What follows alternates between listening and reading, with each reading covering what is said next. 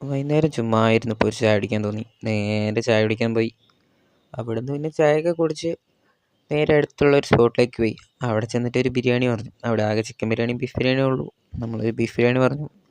Rice ലേശം കുറവുണ്ടായിരുന്നു. പിന്നെ വലിയ കാര്യമാക്കി എടുത്തില്ല.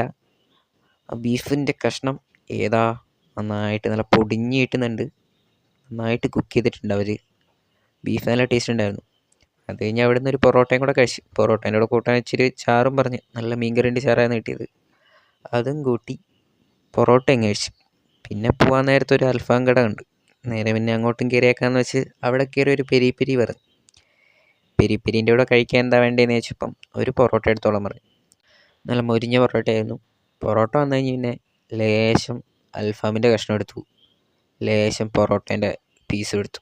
എന്നിട്ട് ലേശം മയോണൈസിലും ലേശം സോസിലും മുക്കിയിട്ടൊരു പിടി പിടിച്ചു. ഓഫ്, ഏതാ ടേസ്റ്റ്!